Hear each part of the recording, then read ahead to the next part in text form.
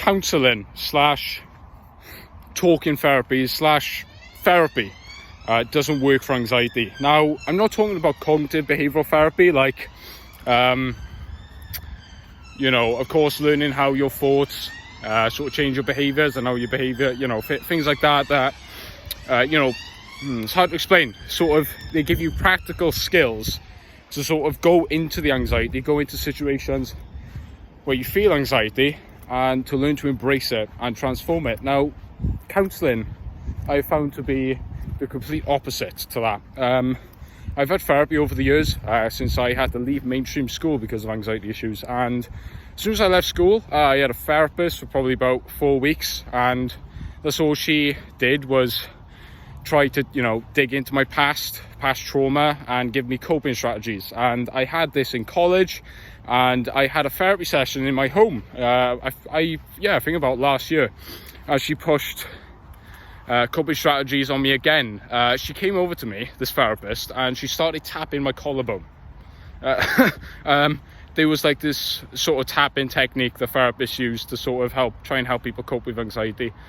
It's a sad reality that people who haven't discovered this information yet, people with anxiety disorders, are still trying to avoid and cope their anxiety. And some people, I'm afraid, will live their lives like that for the rest of their lives until they actually learn to deal with it. And what this video really is about, guys, is, of course, that's my experience. But why, why going into the anxiety, embracing the anxiety transforms it, is because once you learn to change your behavior and your reaction, your response to when anxiety rises up, it teaches your nervous system that there is no threat. This is exactly what Anxiety Recovery 101 is, my experience anyway, and I obviously hope I'm correct in the information that I've gathered through Claire Weeks, Sean Kassam, Dare Anxiety, The Anxious Truth. There's so many great people out there who have really educated on this. And with the therapy, guys, it's a tricky thing, because I'm not going to just put a blank wall on it, guys, because I know there are good therapists out there, but it's almost like, as I said, guys, they are like two approaches that therapists will use. They will try and dig into your past, try and dig up some sort of past trauma that sort of might have triggered this anxiety disorder. When research does show that actually embracing the here and now is a lot more effective, and actually being in here. Of course, guys, if there is something that traumatic that has gone on, talk to someone. I really do believe in talking to someone if you're feeling down and like you're not really feeling well, and talking to someone can really lift you up. Having a mentor, having someone to be to guide you step by step. That's what I have. I have a beloved friend. He's an older gentleman that goes to my church, and it's great just to see his perspective on things. How the struggles that he's gone through is actually very, very similar. He's gone through anxiety, OCD, depression, mental health issues, and stuff. So it's great to see his perspective. But with the counselling, it's as if I was going. It's as if I was like this, a little hamster in a hamster wheel. I was just going round and round and round, and not actually dealing with things, not coping, dealing with these symptoms. And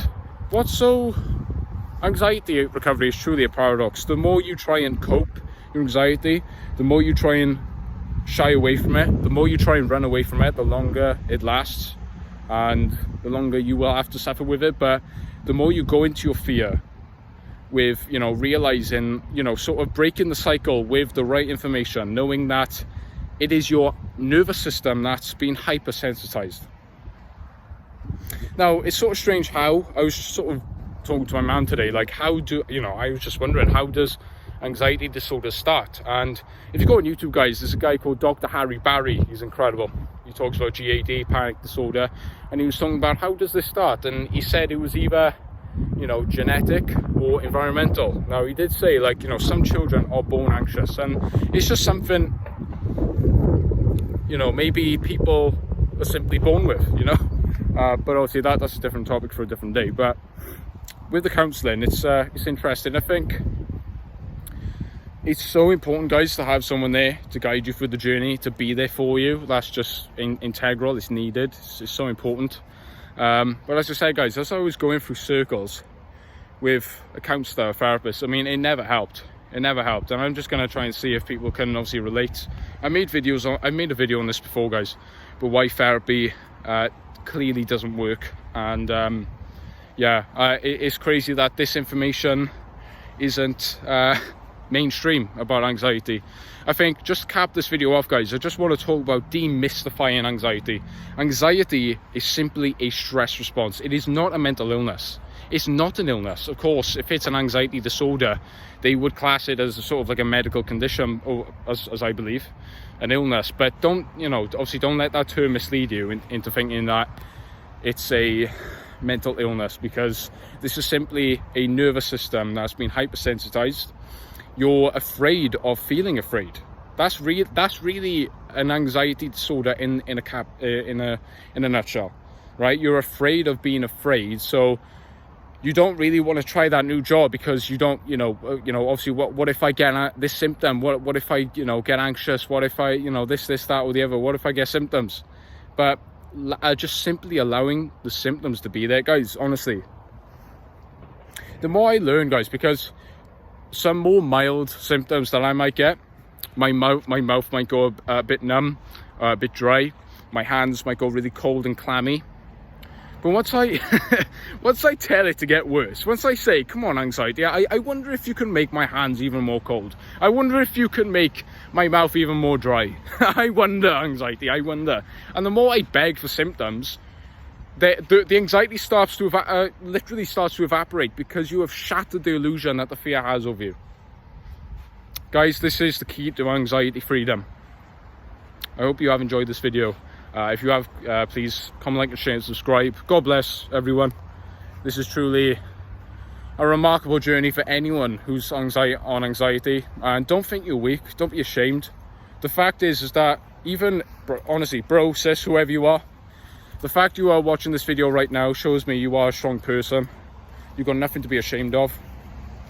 And a lot of people with anxiety tend to be some of the most creative, loving, compassionate, sensitive people out there. So don't ever be ashamed.